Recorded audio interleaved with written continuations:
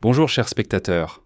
L'histoire de la construction de différents types de véhicules connaît des exemples de créations extrêmement extravagantes et inhabituelles.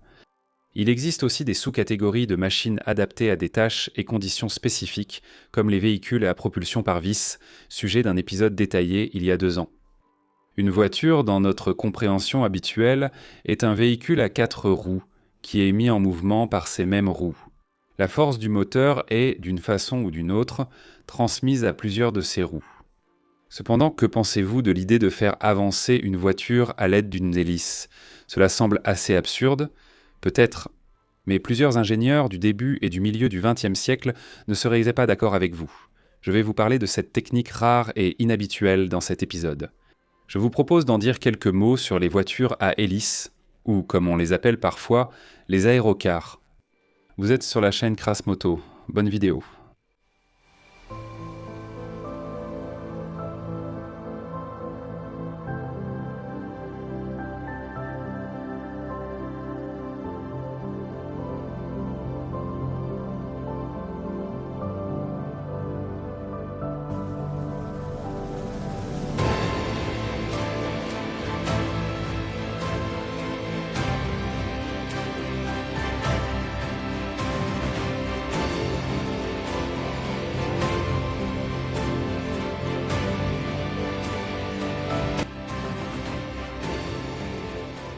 Les aérocars sont une page brillante, intéressante et inhabituelle de l'histoire de la construction automobile. Ces véhicules semblent illogiques, pourtant ils ont bel et bien existé. Et à un moment ou à un autre, un ingénieur voyait un potentiel dans cette conception. Nous allons essayer de comprendre l'histoire de cette technique étonnante, ses caractéristiques et ses possibilités. Cependant, en raison du manque d'informations et de la rareté des voitures à hélice, il n'est pas exclu qu'un exemplaire m'échappe. Les aérocars présentent à la fois des avantages et des inconvénients. Leur conception est extrêmement simple. Il faut un châssis, un moteur et une hélice. Il n'est pas nécessaire d'avoir une transmission, un embrayage, des mécanismes d'entraînement de la boîte de vitesse aux roues, et ainsi de suite. L'aérocar se déplace plus aisément sur certaines surfaces, par exemple sur du sable suffisamment compact. D'un autre côté, les inconvénients sont évidents. L'hélice, lorsqu'elle fonctionne, soulève dans l'air de la poussière, du sable, des feuilles et même de petits cailloux. Une telle circulation serait impossible. De plus, il faudrait souvent remplacer les vitres des voitures et des bâtiments proches. L'hélice sur un véhicule terrestre est très dangereuse et peut causer de graves blessures. Surtout si l'on imagine que les voitures à hélice ne sont plus des prototypes exotiques fabriqués à l'unité, mais deviennent un phénomène relativement répandu. Les véhicules à hélice rencontrent certaines difficultés lorsqu'ils montent des pentes raides. Et bien sûr, ils sont extrêmement bruyants.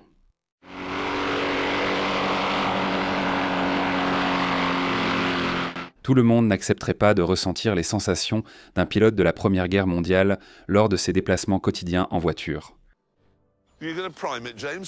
Compression point is about there. You ready? Well, I don't know what's going to happen. How can I be ready? L'hélice ou la vis propulsive est devenue une invention importante dans l'histoire du développement des moyens de transport. C'est un propulseur à pales qui, en tournant, génère de la poussée en rejetant de l'air ou de l'eau vers l'arrière avec une certaine vitesse supplémentaire. On affirme que l'idée de l'hélice remonte à l'invention d'Archimède. Puis l'humanité a peu à peu avancé dans la découverte de nouveautés. Les hélices, leurs propriétés et leurs possibilités d'application, des centaines et des milliers d'ingénieurs se sont penchés sur cette question. Nous n'allons pas approfondir ce sujet. Il nous suffit de comprendre que, déjà dans la seconde moitié du XIXe siècle, toutes les conditions étaient non réunies pour un développement rapide de la construction de moteurs et donc pour l'utilisation des hélices. Après la maîtrise de l'énergie à vapeur sur les navires, les hélices ont remplacé rames et voiles. À la fin du XIXe siècle, l'hélice aérienne et la possibilité, grâce à elle, d'effectuer le premier vol d'un appareil plus lourd que l'air excite l'esprit des ingénieurs et des passionnés. Beaucoup d'entre eux travaillent dans des ateliers et créent des prototypes qui, selon eux, devraient pouvoir voler. Comme vous le savez, le premier vol a été réalisé le 17 décembre 1903 par les Américains, les frères Wilbur et Orville Wright. Avant ce vol, les hélices étaient testées depuis des décennies sur des bancs d'essai pour mesurer la poussée et choisir les caractéristiques les plus adaptées de l'hélice aérienne. Parallèlement, l'humanité invente la voiture à moteur, l'automobile. Et à un moment donné, l'idée de construire une voiture propulsée par la poussée d'une hélice aérienne voit le jour. Il est probable que cette idée soit née lors des essais de l'hélice aérienne sur un banc d'essai sous la forme d'un chariot à roues. Les aérosanis, auxquels j'ai consacré un épisode séparé sur ma chaîne, sont en fait également nés d'un banc d'essai équipé de patins pour glisser sur la neige ou la glace. Et la version que j'ai évoquée est confirmée par la première et probablement la plus ancienne voiture avant examinée. Saluez Glenn Curtis, pionnier de l'aviation et de la moto américaine, ainsi que constructeur de moteurs. Les habitués de ma chaîne connaissent déjà bien ce monsieur moustachu. Sur cette photo, il est représenté sur un aérocar de sa propre conception, 1906. C'est sans doute l'une des toutes premières voitures à hélice. Cependant, cette construction a été réalisée exclusivement pour tester les hélices destinées à être installées sur les dirigeables de Thomas Scott Baldwin. En fait, ce n'est même pas une voiture, mais un banc d'essai à roues. La qualité de l'image est mauvaise, mais apparemment, l'hélice est entraînée par un moteur bicylindre en V via une large courroie avec un rapport de transmission important. Curtis lui-même parlait de cette charrette. Cette machine, bien qu'elle n'ait aucune valeur commerciale, est très pratique et atteint facilement une vitesse de 45 km/h. Inutile de dire qu'elle effraie à merveille les chevaux, soulève un énorme nuage de poussière en roulant sur la route et arrache même les feuilles des arbres dont les branches sont basses. Fin de citation. Cependant, il existe une autre voiture à hélice qui revendique la primauté. Elle a été construite par le capitaine Louis Ferber en 1903. Louis a eu une influence significative sur le développement de l'aviation française, et pour tester les hélices, il a construit plus d'un tel véhicule.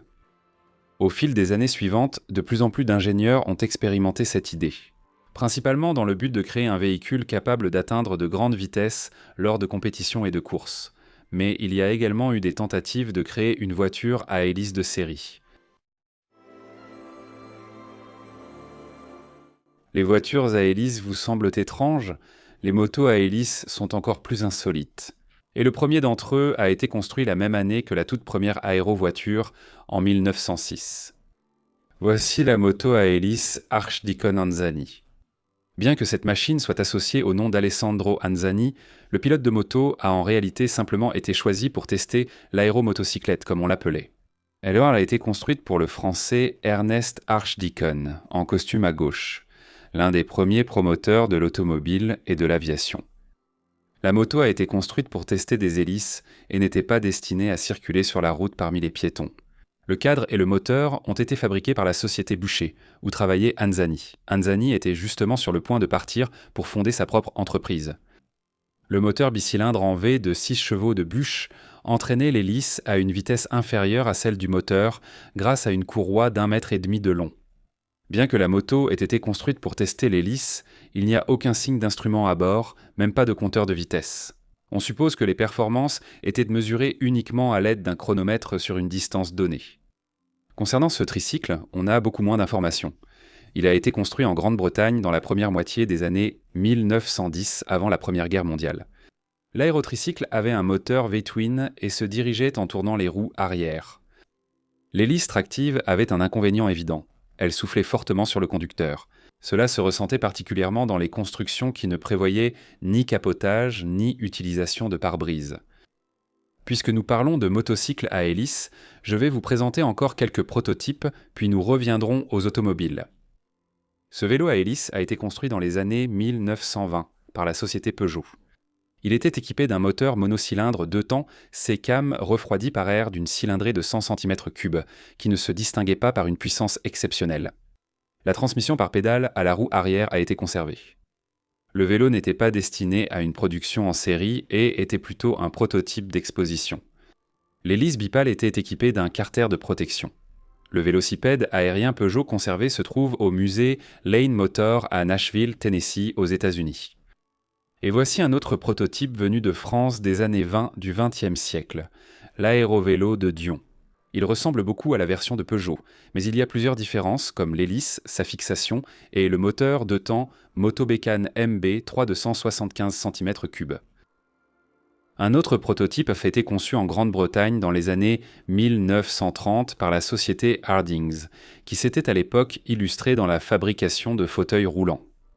Le tricycle était équipé d'un moteur français, l'Abinal Micromotor, fabriqué à Paris entre 1922 et 1928. Il s'agissait de petits moteurs d'une cylindrée allant de 35 à 50 cm3 et d'une puissance allant jusqu'à un cheval vapeur. On ne sait pas exactement quand ce tricycle a été construit, soit dans les années 1910, soit dans la décennie suivante. On sait qu'il s'agit d'un tricycle français appelé Hoshair, ce qui signifie hélicoptère sans français, et c'est sans aucun doute une référence à l'hélice non protégée. On pense que le moteur bicylindre en V était fabriqué par la société Poincer. Mais selon Wikipédia, Poincer ne produisait apparemment que des moteurs à plat. Déjà au XXIe siècle, plusieurs passionnés ont proposé leur propre vision du vélo à hélice. Voici une construction datant de 2003 appelée Fanbike. Elle a été créée par John Wildbank. Le sous-châssis avec le moteur et l'hélice est assez volumineux, et pour éviter que le vélo ne bascule, il a fallu utiliser 2 petites roues supplémentaires sur les côtés. Et voici une construction plus élégante, le Thrust Pack. En fait, il s'agit d'un sac à dos avec une hélice et un petit moteur à combustion interne.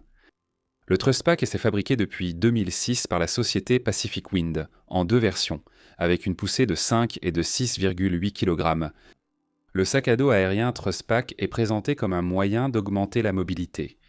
Que vous vous déplaciez en canoë, en kayak, à ski ou à vélo, le Thrust Pack accélérera ce déplacement. Par exemple, à vélo, cet appareil permet d'atteindre une vitesse de 55 km/h et en kayak jusqu'à 20. Une réserve de carburant de 0,6 litres suffit pour 1 à 1 heure et demie d'activité. Enfin, voici la version moderne de ce vélo à hélice, équipé d'une batterie et d'un moteur électrique. Aérobicle 2014 de la société Grandi Coopération. Le fabricant affirme que le vélo peut atteindre 40 km/h uniquement grâce à l'hélice et que la capacité de la batterie permet une autonomie de 100 km. Grandi Coopération pensait que leur version surpassait les vélos électriques classiques grâce à l'absence de moteurs rouges chenaux plus lourds, mais en réalité, ils se sont trompés. L'utilisation de l'hélice limitait les endroits où l'aérobicle pouvait être utilisé pour des raisons de sécurité. Et l'accélération, surtout au démarrage et à basse vitesse, était très faible comparée à celle des vélos électriques avec un moteur roue classique. Il existe encore quelques créations modernes sur le thème de la moto-vélo à hélice que l'on peut trouver sur YouTube. Et ces bricolages sont faits avant tout pour le buzz, afin de récolter des vues, probablement gagner en popularité et gagner un peu d'argent. En fait, pour être efficace à la fois à basse et à haute vitesse, l'hélice doit avoir un pas variable. Cependant, la plupart des véhicules examinés dans ce reportage sont équipés d'hélices à pas fixe. C'est une solution plus économique et simple, mais l'hélice offrira soit une bonne traction à bas régime, soit une vitesse plus élevée, mais avec moins d'accélération à basse vitesse. Revenons donc aux véhicules avant. Après le lancement du premier aérocar conçu par Glenn Curtiss en 1906, une série de véhicules fondamentalement similaires a rapidement suivi. Les années 1910 abondent en tentatives de construction de voitures à hélice. À cette époque, sans concepts établis de l'automobile, de nombreuses idées audacieuses étaient tant réalisées en métal. D'ailleurs, un fait intéressant, les premiers prototypes de voitures à hélice étaient appelés par un terme qui sonnait comme windwagon. Littéralement, cela signifie char avant. Voici cet aéromobile à 4 roues, développé en 1908 par Julian P. Thomas, docteur, aéronaute et automobiliste. Julian est connu pour ses vols records en montgolfière. Le premier prototype de char avant était équipé d'une hélice propulsive. En 1908, Thomas a été grièvement blessé, alors qu'il testait sa création avant une exposition aéronautique sur l'aérodrome de Morris Park. Il s'est écrasé en évitant une collision avec un motocycliste aussi présent pour l'exposition. En 1909, le deuxième prototype était prêt, cette fois équipé d'une hélice tractrice. Au volant de l'aérocar sur cette photo se trouve Charles Craoud avant le départ de la course. La machine avait été construite sur la base du châssis d'une voiture de série. On peut remarquer la couronne menée sur l'essieu arrière, sur laquelle la chaîne est absente. L'hélice était entraînée par un moteur 4 cylindres de taille impressionnante, mais les détails concernant ses caractéristiques sont inconnus. Il est rapporté que la voiture à hélice a démontré une vitesse surprenante. Un an plus tard, 3 autres prototypes ont fait leur début. Voici celle-ci à 3 roues, la moins connue d'entre elles. Il n'existe qu'une seule photo, datée de 1910, et aucune autre information. On en sait un peu plus sur la deuxième aérovoiture. Cette voiture à 3 roues a été construite soit en Allemagne, soit en Autriche, car à l'arrière, le mot Probewagen est écrit en lettres en relief, ce qui signifie voiture d'essai. La voiture avant était équipée d'un moteur bicylindre en V qui entraînait directement l'hélice. De chaque côté de l'hélice, une protection primitive était prévue. On en sait le plus sur la troisième aérovoiture de 1910. Il s'agit d'une voiture avant créée par la société Overland à des fins publicitaires. Il a fait ses débuts devant le public en juin 1910 sur l'autodrome d'Indianapolis lors de compétitions aéronautiques. La voiture avant a rejoint 11 avions lors du premier salon national de l'aviation aux États-Unis. Au volant se trouvait Karl Baumhofer, le principal pilote d'essai de la société Overland. L'hélice en bois propulsive de 245 cm était située à l'arrière de la machine. Karl Baumhofer a réussi à atteindre une vitesse de 85 km/h, ce qui l'a beaucoup surpris. Le Windwagon a croisé un avion des frères Wright, piloté par Walter Brookins, la vedette des compétitions aéronautiques, lors d'une course de démonstration. Bien que la course n'ait pas été officielle, Brookins a été déclaré vainqueur. Sur cette photo, on voit une voiture à hélice de course peu connue. La photo a été prise sur la piste de Newark, dans le New Jersey, en 1910. L'hélice à 2 pales était entraînée directement par le vilebrequin. La voiture suivante que nous examinons a été construite par la société britannique ABC en 1911. Et la tâche principale pour laquelle il était destiné était de tester des hélices d'avion.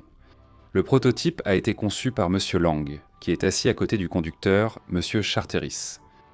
Sur cette photo, la voiture se trouve sur le circuit de Brooklands, le 27 mai 1911 où elle est arrivée de Southampton uniquement grâce à la propulsion par hélice. La voiture à hélice a circulé tôt le matin. Il est évident que l'heure a été choisie spécialement pour minimiser le nombre d'usagers de la route pour des raisons de sécurité. La voiture était équipée d'un V8 de 80 chevaux fabriqué par la société All British Engine Company.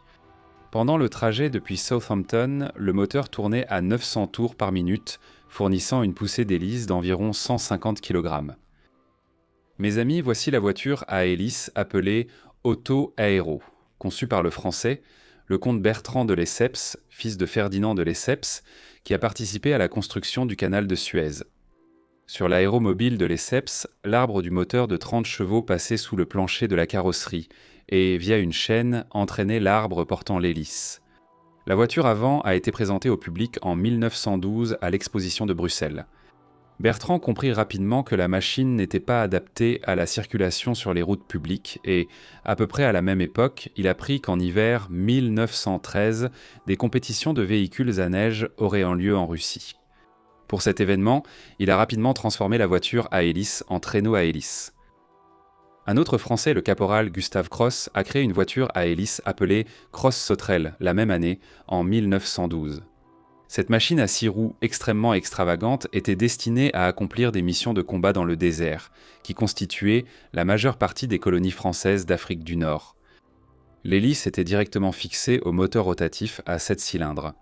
Il s'agit d'une version du moteur radial dans laquelle le vilebrequin est fixé rigidement au châssis, tandis que le moteur lui-même tourne autour du vilebrequin. Le châssis était assez intéressant. Il avait une configuration inhabituelle à 6 roues, où les 4 roues arrière étaient disposées par paire avec la possibilité de s'incliner, supposément pour faciliter la traversée de terrains accidentés. Cette version de la voiture à hélice cross a reçu une carrosserie différente et une hélice à 4 pales. Le nombre de roues a également été doublé pour une meilleure mobilité sur le sable. Dans cet extrait du magazine Le Automobile Colonial, on voit la voiture cross vue de dessus et on mentionne les détails de l'un des trajets. La citation appartient au général Maurice Bayoud. Nous avons quitté Biskra avec le caporal de Veytin comme mécanicien, et il nous a fallu des heures pour atteindre Tougour à une vitesse moyenne de 50 km/h, malgré une succession de portions de route épouvantables en chemin. Notre arrivée a été plus sensationnelle que si nous étions venus en avion, car nous avons roulé directement dans la rue principale dans un nuage de poussière, frôlant les murs et les passants avec l'hélice. L'illustration montre bien la terreur que ce véhicule inspirait à la cavalerie. Voici encore 2 aérocars peu connus de la première moitié des années 1910. La première construction a probablement été utilisée pour des courses. Je me demande si la proximité de la poulie d'entraînement de l'hélice avec son dos inquiétait le pilote. Sur cette publication en langue allemande de 1912, on voit une construction britannique de véhicule à hélice. Il est équipé d'un moteur rotatif à 7 cylindres. Remarquez l'utilisation intensive de haubans en fil de fer, comme c'était courant sur les avions de cette époque. Cela a probablement été fait dans le but de réduire le poids. Ce véhicule à hélice, construit par le lieutenant Lafargue en 1913, était également destiné aux colonies françaises d'Afrique du Nord. L'utilité pratique de cette voiture est extrêmement douteuse. Le nuage de poussière révélait sa position et rendait la coordination avec les autres branches de l'armée très incertaine à cause de cette poussière omniprésente. François Garbaccio du canton du Valais, dans le sud de la Suisse, a construit ce véhicule avant entre 1908 et 1915 dans la ville de Sierre, en Suisse. Cette machine est remarquable car il existe une courte vidéo de l'époque montrant le véhicule avant en mouvement et le fait que 2 hommes puissent le soulever facilement indique que son poids était faible. Sur la photo, on peut voir des réservoirs flottants suspendus sur les côtés et à l'arrière, ce qui signifie que la voiture était un véhicule amphibie. Le diamètre de l'hélice était d'environ 2 mètres, et elle était entraînée par un moteur d'aviation Anzani à 3 cylindres. Il était prévu que l'appareil atteigne une vitesse de 100 km/h sur terre et de 50 sur l'eau. Il est très peu probable qu'il y soit parvenu.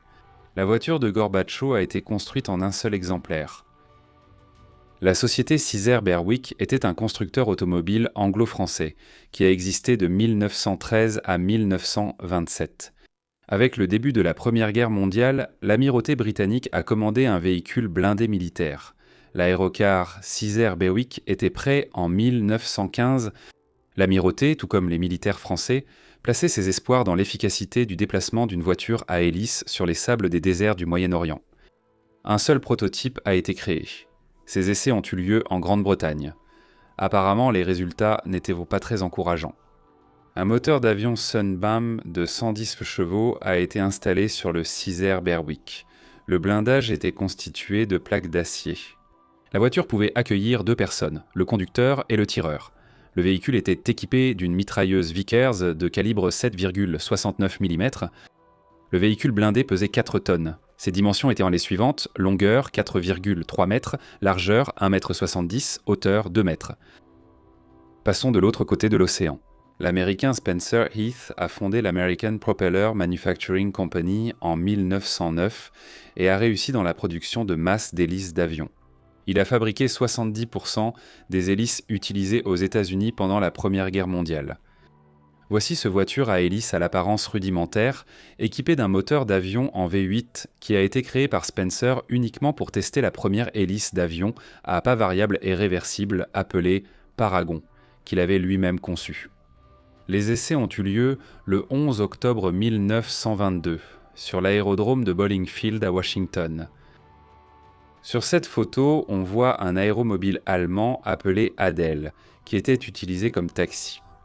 La photo est datée de 1922. Remarquez le toit qui se prolonge en protection pour l'hélice. Et voici cet extravagant avion automobile d'un certain A. Russell, datant de 1924, qui était équipé d'ailes décoratives et d'un stabilisateur de queue. La voiture attirait sans aucun doute énormément d'attention, mais on ne sait rien de ses caractéristiques. On ne peut pas non plus affirmer avec certitude si la propulsion venait seulement de l'hélice. Des essais de moteurs d'avion et d'hélices ont eu lieu dans l'Empire russe puis en Union soviétique.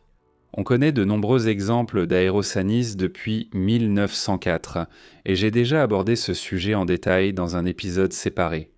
Les premiers prototypes de voitures à hélice datent de 1922. Un certain nombre d'entre eux ont été conçus par Leonid Vassilievitch Kourtchevski. Kourtchevski créait ses aéromobiles à la fois comme banc d'essai pour tester l'hélice de son propre bateau hydroglisseur et dans un but utilitaire pour transporter des marchandises pour son bureau d'études. Le prototype équipé d'armement était très probablement un sous-produit des essais de différentes armes développées par Kourtchevski lui-même.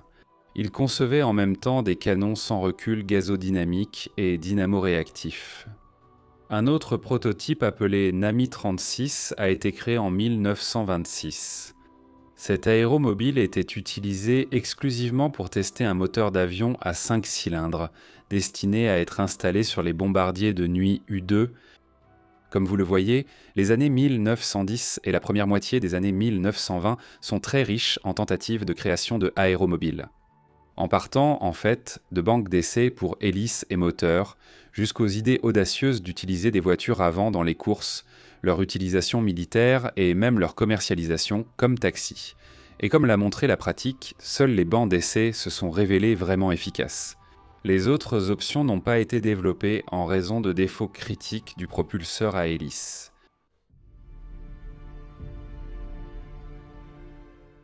Jusqu'à présent, tous les véhicules avant examinés étaient en des prototypes, fabriqués à l'unité ou en 2 ou 3 exemplaires tout au plus, ce qui n'était pas une production en série.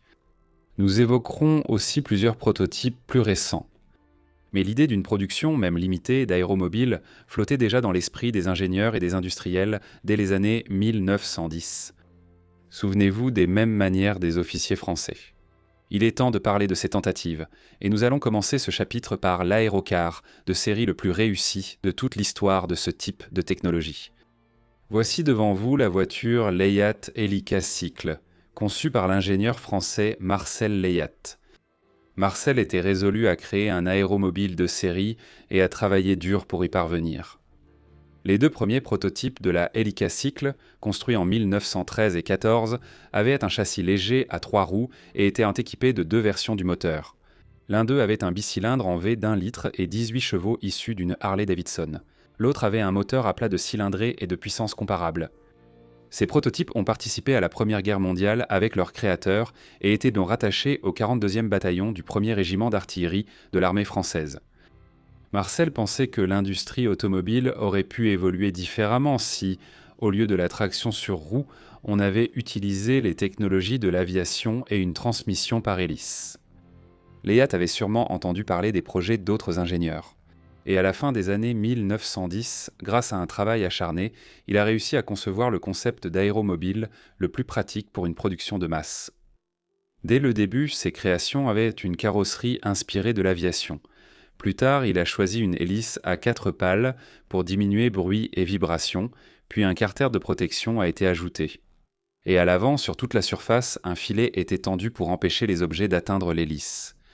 Regardez sur ces images comment ces 2 messieurs montrent fièrement à quel point l'hélice de l'hélica-cycle est sûre. L'un lance son chapeau sur le filet, l'autre y pose sa main tout en la gardant dans la poche de son manteau. Selon l'ingénieur et dans la pratique, l'avion sans aile se distinguait par sa grande fiabilité liée à l'absence de transmission automobile classique, une conception simplifiée et une économie due à une aérodynamique améliorée. La machine consommait de 5 à 7 litres de carburant pour 100 km parcourus. Les voitures de Leyat étaient beaucoup plus légères que les automobiles à configuration classique. Selon la version, elles pesaient de 250 à 295 kg. Tout cela grâce à l'usage poussé du bois et à une carrosserie inspirée de l'aviation. La sécurité et la simplicité de la voiture à hélice de Leyat, appelée Hélica, ont été reconnues par le gouvernement français, ce qui a permis d'obtenir l'autorisation de les utiliser sur les routes publiques. Et cela alors que la vitesse maximale de l'appareil atteignait 70 km/h. Le modèle de série Hélica a été présenté au Salon de l'Automobile de Paris en 1921. Après cela, Leyat lui-même a annoncé avoir reçu plus de 600 demandes de la part d'acheteurs potentiels. Mais pendant tout ce temps, il n'a réussi à assembler que 30 voitures à hélice et à en vendre 23. Ce nombre était de loin inférieur à ce que l'imagination de Marcel avait envisagé. Leyat a nettement amélioré la conception de la voiture à hélice par rapport aux imitations de ses prédécesseurs, mais elle conservait les défauts propres aux aéromobiles. L'hélice était bruyante, soufflait sur le conducteur et le passager en décapotable et soulevait un nuage de poussière derrière. Ces facteurs ont influencé la faible demande. Dans les années 20 du siècle dernier, même les acheteurs de ces voitures, qui avaient naturellement trouvé une justification à cet achat pour eux-mêmes, refusaient encore de sortir dans la rue avec elles pour des raisons de statut et de prestige. L'époque des formes folles et extravagantes des véhicules automobiles appartenait déjà au passé. Et le dernier atout de ces voitures, à savoir leur apparence exotique, n'inspirait déjà plus grand monde. Marcel Leyat lui-même, ayant compris l'échec de son idée, créa finalement un remarquable véhicule à hélice pour établir un record de vitesse. La voici, la Hélica la plus rapide, année 1927. Cette voiture de course aéromobile à 3 roues, au châssis extrêmement abaissé et équipée d'un moteur de 8 chevaux, a atteint la vitesse de 171 km/h sur la piste de course de Montlhéry. Plusieurs Helica existent encore aujourd'hui, certaines étant toujours en état de marche. L'une d'elles a été testée dans l'émission télévisée Top Gear, et cette Helica appartient à Jean-François Bouzanquet de Paris. Son grand-père a acheté l'aéromobile en 1922, et depuis, elle est restée dans la famille.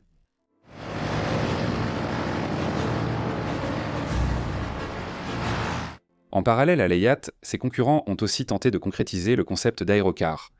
La société, la traction aérienne, ce qui se traduit littéralement par traction aérienne, a présenté en 1921 les modèles de voitures avant Eolia et Elama, dont l'avantage concurrentiel principal par rapport à l'Helica était un moteur plus puissant d'1,5 litre et des roues avant directrices. Mais en raison de la faible demande, en 1926, l'entreprise a fermé, même avant l'Helica. Celui-ci, cette voiture à l'apparence solide, équipée d'une hélice et d'un 6 cylindres en ligne, a été construite par George McLaughlin en 1926. Aucune information détaillée n'a été conservée et on ignore si ce prototype était lié à la société automobile canadienne McLaughlin. Cette voiture biplace, appelée Air Auto, a été conçue par l'inventeur américain Curtis Lerots en 1929. La voiture avant est équipée d'un moteur automobile classique qui entraîne une hélice d'avion. Dans les années 20, l'image de l'aéromobile évoluait dans l'esprit du public. La plupart des gens comprenaient déjà le concept d'une voiture à roues de motrice, qui s'est révélé le plus pratique. Quant aux aérovoitures, elles sont devenues un divertissement amusant pour ceux qui s'y connaissaient en technique. Au début des années 20, certains magazines techniques étrangers, comme Popular Mechanics, publiaient voire même des articles sur la façon de construire soi-même une voiture avant ou un aérotraîneau dans un atelier suffisamment équipé. Et vous savez, il y avait pas mal de gars habiles de leurs mains qui fabriquaient ce genre de choses dans leur garage. Par exemple, voici une création datant de 1929. Ce véhicule avant à 3 roues ressemble beaucoup au concept présenté dans le magazine Popular Mechanics. Et selon la source, il a été construit par un certain Ted Jamison, qui avait alors 15 ans. Teddy n'a peut-être pas tout fait seul et a pu recevoir l'aide de son père ou d'autres membres de sa famille. La charrette à hélice était équipée d'un moteur de Harley. Il a été rapporté que l'accélération de cet engin artisanal était très modeste, tout comme sa capacité à gravir des pentes. Cet aérocar fait maison est l'un des rares à avoir survécu jusqu'à nos jours. Les charrettes avant sont devenues un loisir amusant pour les passionnés de mécanique. La technologie de base pouvait être facilement adaptée à la neige et à la glace en remplaçant les roues par des skis et à l'eau en assurant la flottabilité du véhicule. Et si, sur une route ordinaire, l'aérocar était de toute façon inférieur aux voitures classiques en termes d'accélération, de sécurité et de confort, les traîneaux à hélice et les bateaux étaient là plus efficaces dans leur environnement naturel. C'est pourquoi ils se sont répandus davantage et ont connu un développement ultérieur en raison de leur efficacité. La fin des années 20 et le début des années 30 ont vu l'apparition de plusieurs nouveaux modèles visant la production de masse. Ainsi, en 1932, les travaux de conception de l'automobile Helicon ont été achevés. Dans certaines sources, y compris Wikipédia, on peut trouver le nom Helicron. Ce véhicule avant visait la production de masse, mais comme les autres, il n'a pas été produit en série. À l'origine, l'Helicon était équipé d'un moteur bicylindre à plat refroidi par air et utilisait un châssis et une carrosserie en bois pour minimiser le poids. La direction se faisait par les roues arrière, dont la voile était plus étroite que celle de l'avant et équipée d'une suspension à ressort pour plus de confort. La voiture a été certifiée à l'époque et autorisée à circuler sur la voie publique. Plusieurs exemplaires de l'Helicon ont été fabriqués, au moins 2 sont parvenus jusqu'à nos jours. Après des années d'essais, les voitures avant Helicon ont été remisées dans une grange et oubliées longtemps. L'un des Helicon a été découvert en 2002. Il était dans un état déplorable et nécessitait une restauration.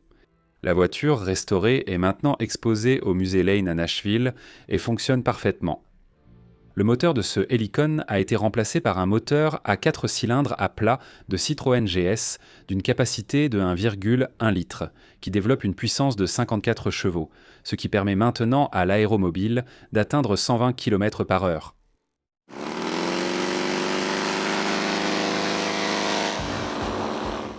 À la fin des années 20 et début des années 40, plusieurs ingénieurs et passionnés ont créé des prototypes uniques de voitures à hélice. Cet aéromobile s'appelait Éclair et a été conçu par Jean Leger de Genasse, en France. Il a tout fabriqué dans une grange, sauf le moteur d'une moto Indian, les roues et les instruments. Le nom Éclair fait écho à celui d'une pâtisserie. En français, Béclair signifie éclair de lumière, et le célèbre dessert français porte ce nom parce qu'il était mangé à la vitesse de l'éclair, comme une fulgurance lumineuse. Monsieur Leger a utilisé la voiture de 1930 à 1935, y apportant de nombreuses améliorations. Il affirmait que l'appareil roulait parfaitement, accélérait en douceur et surpassait tous les autres à l'époque. Le défaut était le bruit, il effrayait les gens, et comme le disait Jean Leger, il a transformé en bouillie de nombreux poulets qui se trouvaient sur sa route. En 1935, il a abandonné les travaux ultérieurs sur le projet. La voiture à hélice Éclair a longtemps été conservée dans une grange jusqu'en 2004, lorsqu'elle a été offerte à Espace Air Passion, le musée régional de l'aviation à Angers, en France. En 2015, la machine a été restaurée. Ce projet de voiture était inhabituel même pour les voitures à hélice, car il utilisait des hélices horizontales qui soufflaient de l'air vers le haut. Des pales orientables guidaient l'air vers l'avant ou l'arrière pour freiner ou accélérer. Le problème évident de ce projet était que ce concept était encore moins efficace qu'une hélice tractrice ou propulsive. Fait remarquable, l'article du magazine Modern Mechanics de septembre 1931 est illustré par un dessin et non par une photographie. Cela signifie que le prototype n'a probablement pas été construit. Un an plus tard, en 1932, un ingénieur du nom de Jurgens des États-Unis a breveté et présenté une très grande voiture à 4 roues, mesurant 3,5 mètres de long avec une hélice à l'avant et un moteur de 100 chevaux disposant d'un habitacle fermé pour 6 à 8 personnes. Sa masse n'était pas si élevée pour un aérovoiture aussi grand, seulement environ 680 kg. Une vitesse maximale de 130 km/h avait été annoncée. Selon Jurgens, la consommation de carburant sur route était inférieure à 8 litres au 100 km. La voiture disposait d'une protection sérieuse de l'hélice pour une utilisation sûre en milieu urbain, ce qui, selon les experts, indiquait une intention sérieuse de production en série. Un compatriote de Jurgens, un certain Ponder, a également construit une aérovoiture. Cela s'est produit en 1934, et il est assez probable que la voiture était destinée à la course. Un article du Modern Mechanics de novembre 1934 indiquait que la voiture atteignait 135 km à l'heure. Les Allemands ont étudié en détail la création de l'aéromobile dans la seconde moitié des années 30, cherchant alors à démontrer la supériorité de leur nation au monde. Et il faut rendre hommage aux ingénieurs. Ils ont conçu beaucoup de choses intéressantes et innovantes. En 1938, le prototype de l'aéromobile a été présenté par la célèbre entreprise Maybach. Cette conception allemande était un peu plus complexe que la plupart des aérovoitures jamais construites. Le Maybach était équipé d'un moteur radial à 7 cylindres et d'une hélice tripale à pas variable. Cette dernière devait au moins améliorer un peu la dynamique d'accélération déjà médiocre à basse vitesse, mais aucune information sur son efficacité n'a été conservée. Le but de ce projet est inconnu. Peut-être était-il conçu comme véhicule de commandement pour l'armée, ou alors il était destiné à des clients fortunés en tant que véhicule de luxe. On pense que la carrosserie a été fabriquée par la société Spon, qui collaborait souvent avec Maybach pour créer des designs aérodynamiques. Cette photo est beaucoup plus rare sur Internet que les deux précédentes, probablement parce qu'elle montre deux garçons en uniforme des jeunesses hitlériennes. Et cette voiture, appelée Schlörwagen, était initialement conçue comme une merveille aérodynamique, mais avec une transmission mécanique classique aux roues. Et ce n'est que par le hasard du destin que le prototype s'est ensuite transformé en aérocar. Dans les années 30, l'ingénieur allemand Karl Schleur s'est intéressé à l'aérodynamique, et en 1936, il s'est adressé à l'Institut de recherche aérodynamique avec l'idée de créer une voiture dotée d'une carrosserie à très faible résistance. D'après les plans de Schleur, un modèle de voiture grandeur nature a été créé. Lors des essais en soufflerie, la maquette a montré un coefficient incroyablement bas. Seulement 0,113, c'est le niveau de résistance aérodynamique des voitures de course les plus avancées et performantes actuellement. Satisfaits du résultat, les spécialistes ont construit un prototype roulant. En prenant pour base le châssis de la Mercedes-Benz à moteur arrière 170H, les Allemands ont assemblé en 1939 une voiture qui a reçu le nom de Schlörwagen, ou Luft de Göttingen, comme l'appelaient officieusement ses créateurs. C'était une voiture à la carrosserie évoquant une goutte d'eau. La voiture mesurait 4328 mm de long, 1475 mm de haut et 2100 mm de large. De plus, la carrosserie ne comportait aucun élément saillant. Les vitres étaient attafleurantes et les roues dissimulées derrière des carénages aérodynamiques. La carrosserie elle-même était fabriquée en aluminium, ce qui permettait à la Schlörwagen de ne peser que 1125 kg. Comme le moteur était situé à l'arrière, il a été possible d'installer 3 rangées de sièges dans la Schlörwagen. Le conducteur était assis, seul à l'avant, tandis que les rangées du milieu et de l'arrière accueillaient chacune 3 passagers. La Schlörwagen a été présentée au Salon automobile de Berlin, où le public a jugé la voiture laide. La production en série a dû être reportée, car la guerre allait bientôt commencer. Les performances de la Schlörwagen n'étaient pas remarquables. Elle avait un moteur de 1,7 litres développant 38 chevaux avec une boîte manuelle à 4 vitesses. Luft de Göttingen atteignait une vitesse de 135 km/h. Selon d'autres sources, il pouvait aller jusqu'à 145 grâce à sa forme aérodynamique. De plus, la voiture consommait 40% de carburant, en moins que la Mercedes 170 qui lui servait de base. Au début de la guerre, Karl Schleur fut appelé dans la Wehrmacht. Il servit à Riga occupée, où il travaillait sur le développement de motoneiges militaires. En 1942, lors d'une de ses permissions, Schleur rapporta à Göttingen un moteur d'avion radial soviétique capturé. Ce moteur de 130 chevaux, il l'adapta avec succès à la Schlörwagen, transformant la voiture en aérocar. On ignore quelles caractéristiques la goutte a acquises, mais elle avait une apparence très originale. Après la fin de la guerre, la Schlörwagen s'est retrouvée dans la zone d'occupation britannique, d'où elle a disparu sans laisser de traces en 1948, et elle n'a toujours pas été retrouvée à ce jour. La Seconde Guerre mondiale a obligé de nombreux ingénieurs à laisser leurs projets et leurs plans prendre la poussière dans un placard. En fait, à ce moment-là, la création d'aéromobiles était devenue le domaine des passionnés. Peu de gens, à partir de cette époque, placeront de grands espoirs dans le concept d'aéromobile. Par exemple, ce véhicule artisanal des États-Unis date de 1946. Ce véhicule monoplace très primitif était équipé d'un vieux moteur à plat à soupape latérale, supposément de la société Douglas, et d'une hélice propulsive à 2 pales. Il est remarquable que cette création artisanale d'un bricoleur ait été filmée dans un reportage sur des voitures insolites. L'engin suivant, unique en son genre, était le Windmobile, un prototype américain de 1940 dont l'hélice était entraînée par un moteur électrique. Ce mode de propulsion abaissait le bruit de la voiture à un niveau très bas, permettant, comme le montre la vidéo, de circuler calmement en ville parmi les chevaux. De nos jours, cet avantage peut sembler étrange, mais à l'époque des essais et avant eux, c'était le principal problème des voitures à hélice de cette époque, qui causait beaucoup d'inconvénients.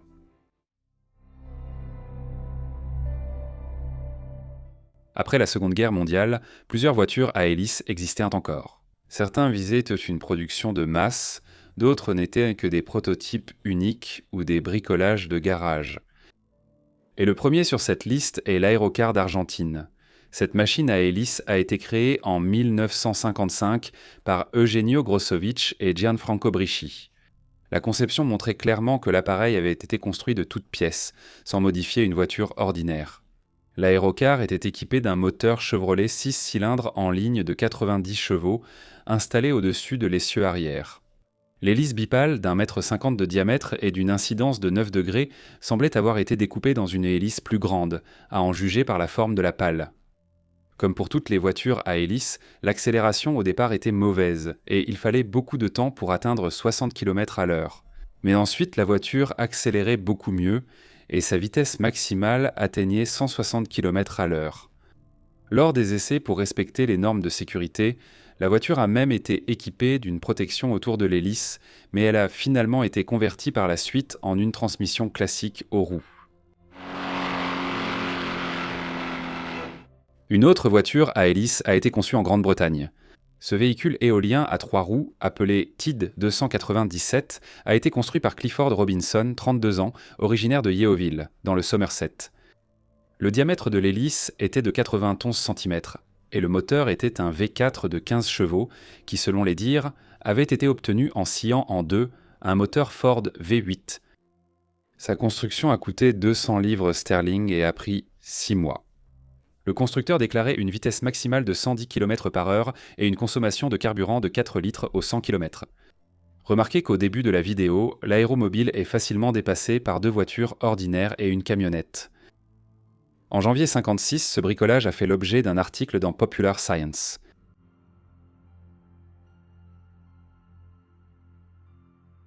Un projet extrêmement intéressant existait en Union soviétique. Il s'agit de la Gaz-16, déclinée en plusieurs versions. Gaz-16 Chaika, Gaz-16A, Gaz-16B. Ces prototypes, c'étaient des voitures expérimentales propulsées par une hélice aérienne et dotées d'un allègement aérodynamique. En termes simples, ces voitures étaient équipées d'un coussin d'air. La Gaz-16 et ses modifications représentaient une tentative de créer un véhicule terrestre universel, combinant les qualités positives d'une voiture, l'économie, une grande longévité sur les routes aménagées et celle d'un aéroglisseur, à savoir la capacité de franchissement.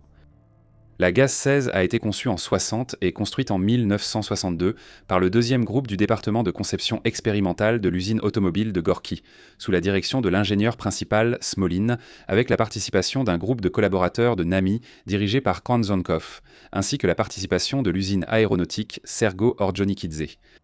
Pour le déplacement de l'appareil en mode normal, on utilisait un châssis de type automobile avec une suspension avant indépendante, similaire à celle de la Volga Gaz 21, une direction et un système de freinage hydraulique.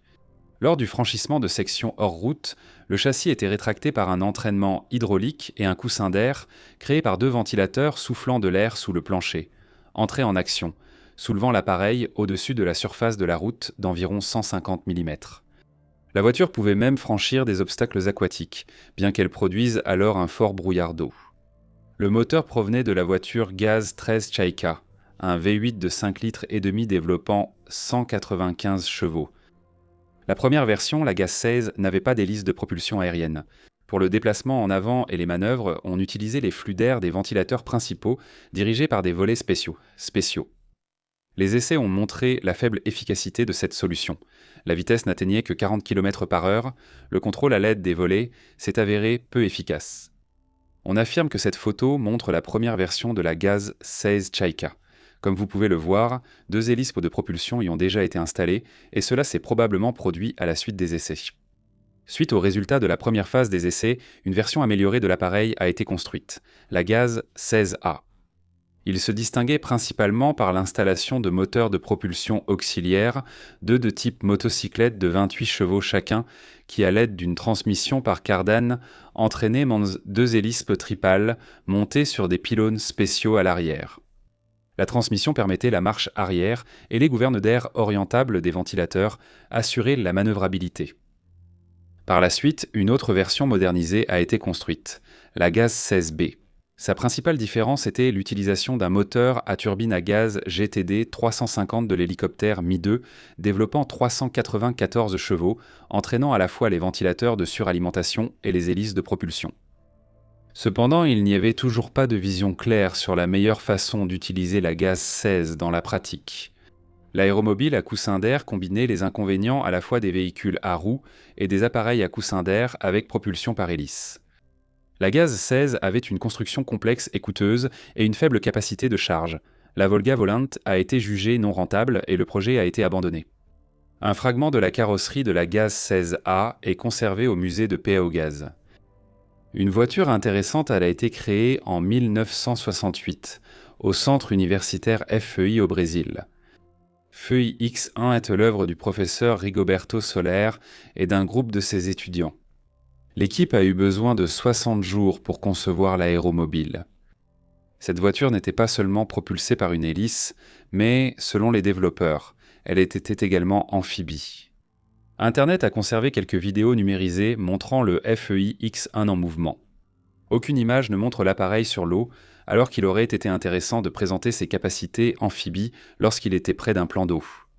Le X en était équipé d'un moteur Gardini 4 cylindres de 850 cm3 développant 40 chevaux. La vitesse maximale annoncée était de 150 km/h sur route et de 20 sur l'eau. La voiture donne l'impression d'avoir 3 roues, mais en réalité la roue avant est jumelée à la manière de l'aviation. Pour être honnête, le châssis n'a pas l'air assez sérieux pour être efficace et sûr à plus de 100 km/h. L'Aerocar X1 pesait 380 kg. Le Vétromobile a été présenté en 68 lors d'une exposition à São Paulo. La même année, en 68, le FI-X2 a été développé. C'était une construction conceptuellement similaire à la Gaz 16. Un coussin d'air, une hélice de propulsion. Rigoberto Soler et ses étudiants ont activement utilisé dans ce projet des pièces provenant de vieux placards mis au rebut, ainsi que des restes de matériaux utilisés lors des travaux de rénovation à l'université. Une vitesse de 80 km/h sur une surface dure et de 25 sur l'eau était annoncée. La société aéronautique Bell Aircraft de Cleveland, dans l'Ohio, a tenté de construire en 1981 une voiture volante pratique et sécurisée. Le fondateur de la société, Jim Bed, envisageait sérieusement la production en série de l'aéromobile. Comme il le disait, pour simplifier, je me suis inspiré de nos ancêtres et monté l'hélice sur l'arbre du moteur 2 temps de 80 chevaux de cette voiture. L'hélice était moderne et à plusieurs pales, et la voiture avait une aérodynamique soignée grâce à l'expertise aéronautique de l'entreprise. La publicité de l'aéromobile promettait une incroyable économie de carburant, 4,3 litres au 100 km en ville, et sur route seulement 2 litres au 100 km. Pour être honnête, ces chiffres, surtout avec un moteur 2 temps, semblent vraiment fantastiques. Même Jim Bede n'a jamais su quelle était la consommation réelle, car la voiture n'a jamais atteint le stade des essais routiers, restant seulement à l'état de maquette et de brochure publicitaire. Pour conclure ce chapitre, je souhaite évoquer quelques créations artisanales. Depuis la fin de la Seconde Guerre mondiale, les passionnés qui, après avoir lu Technica Molodioji et Popular Mechanics, ont voulu construire une voiture avant et disposer d'un atelier et des compétences nécessaires ont été bien plus nombreux que ceux que je vais citer. 2 créations artisanales intéressantes ont vu le jour en URSS, des hybrides alliant transmission aux roues et propulsion par hélice. Le premier a été construit par Vassili Kourounkov de Minsk. L'appareil atteignait 120 km/h sur route, 80 sur la neige avec des skis et 50 sur l'eau en mode hydroglisseur. Autrement dit, c'était un véhicule amphibie. Evgueni Mikhailov du Kraï de Stavropol a construit une voiturette similaire. Ce n'était pas un amphibie et, contrairement à l'appareil artisanal de Minsk, la transmission aux roues était hydraulique, pas mécanique. Cette aéroplateforme a été conçue par Bill Brooder de Shelton dans l'État de Washington aux États-Unis, en 2001. Elle est grande propulsée par une hélice et un moteur électrique. Cette voiture aérienne légère, avec un masse en ordre de marche d'environ 112 kg, la majeure partie du poids étant constituée par des batteries au plomb acide, peut atteindre une vitesse de 37 km/h. Poursuivons le thème de la combinaison de la propulsion par roue et par hélice.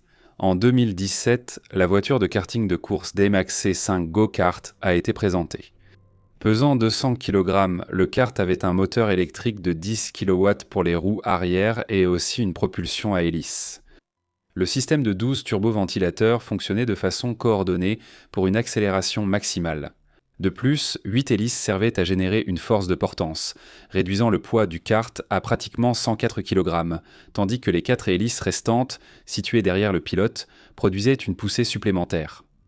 Grâce à toutes ces améliorations, le kart atteint 100 km/h en seulement 1 seconde et demie, ce qui est inférieur au record du monde officiel de 2 secondes et 6 dixièmes. À vous de juger s'il est correct d'appeler les 2 appareils suivants des aéromobiles. Leur concept implique la possibilité de voler. En fait, il s'agit d'un hybride entre un buggy léger à roues motrices et un parapente. Le premier a été construit par la société E-Tech en 2008 et s'appelle Maverick. En 2010, la gamme s'est enrichie du modèle Maverick Sport. Il est à noter que cette machine a été homologuée à la fois comme véhicule terrestre et comme appareil volant expérimental. En fait, il s'agit simplement d'un buggy équipé d'une aile de parapente de grande surface, d'une perche télescopique sur laquelle l'aile se déploie au décollage, et à l'arrière se trouvent un moteur et une hélice en fibre de carbone. L'inventeur Gérard Phy de la société Valenne a suivi la même voie. En 2014, ce Français a présenté au public une voiture volante appelée Pégase.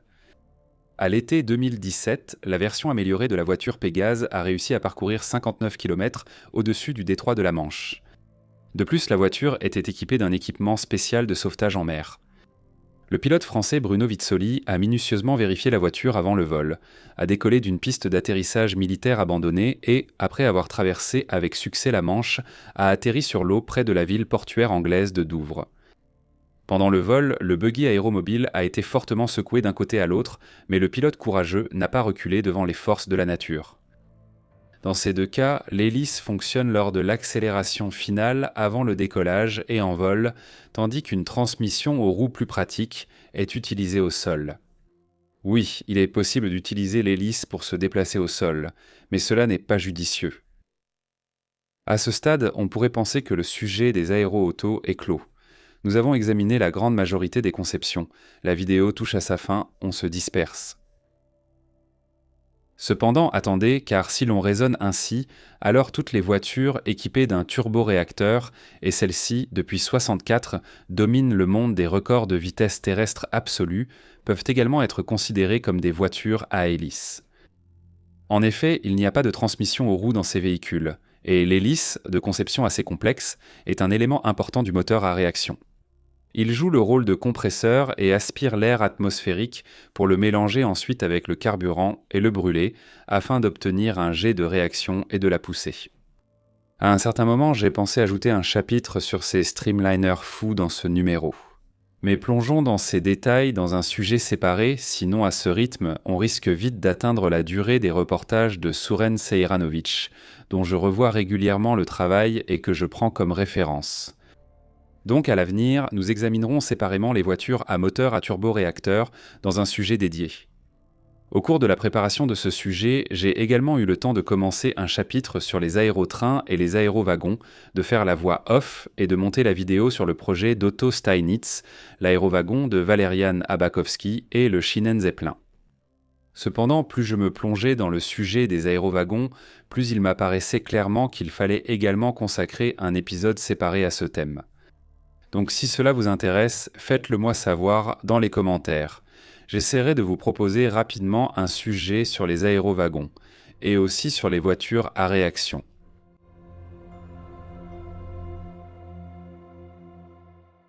En observant tous ces véhicules à hélice, on peut parfois avoir l'impression d'être plongé dans une réalité parallèle, une sorte d'univers dieselpunk. Et tant qu'on ne se penche pas sur les aspects techniques et la physique des processus en jeu, tout cela paraît amusant et même, d'une certaine manière, romantique, si l'on peut dire ainsi. Des voitures à hélice. Cependant, en se plongeant dans les subtilités, on comprend que les voitures à hélice et les motos à hélice n'avaient là pas d'avenir. Un certain nombre de défauts de l'hélice se sont révélés critiques lors de l'utilisation de véhicules terrestres à hélice. La sécurité avant tout.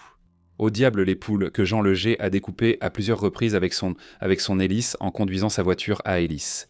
Et il n'y avait pas que le G. Imaginez les routes de votre ville natale, remplies non pas de voitures à roues motrices comme aujourd'hui, mais de voitures à hélice. Les accidents de la route seraient-ils bien plus impressionnants, non ? Avec une hélice, on n'échappe pas non plus à la poussière et au bruit. L'hélice, en tant que moyen de propulsion pour un véhicule, s'est révélée pratique dans l'aviation. La sécurité y est plus facile à gérer. On décolle sur un aérodrome, où il n'y a pas de personnes non autorisées sur la piste, et où le personnel présent comprend les risques et est spécialement formé. Et tu es prêt à supporter le bruit, parce que le voyage sera beaucoup plus rapide. Je trouve aussi que le bruit dans l'avion est moins fort, car le moteur est sur l'aile, pas juste derrière ou devant toi. Les traîneaux à hélice et les glisseurs, là aussi, tout est beaucoup plus simple. Les aéroglisseurs sont utilisés dans les étendues enneigées, les hydroglisseurs sur l'eau et l'intensité du trafic y est minimale. Comprenez-moi bien, je ne veux en aucun cas dénigrer les aérocars et le travail de leurs inventeurs. C'est sans aucun doute une page brillante et intéressante de l'histoire du développement des moyens de transport. Mais le destin des aérocars était scellé. Ils ne sont pas devenus populaires et, de nos jours, ils peuvent nous ravir dans les expositions de musées et sur les photos et les images d'archives comme des machines curieuses et inhabituelles. Telle est leur destinée. À ce moment-là, chers spectateurs, mon récit touche à sa fin. J'ai essayé de vous présenter en détail les voitures à hélice. Si cet épisode vous a plu, n'hésitez pas à manifester votre intérêt pour cette vidéo. Partagez-la avec vos connaissances et vos amis. Que les bonnes personnes en apprennent davantage sur ces moyens de transport insolites. Cela aidera à promouvoir la vidéo dans les méandres complexes des algorithmes de YouTube. Et si vous n'êtes pas encore abonné, abonnez-vous, de nombreux sujets intéressants vous attendent à l'avenir. C'était la chaîne Crass Moto avec vous, à bientôt.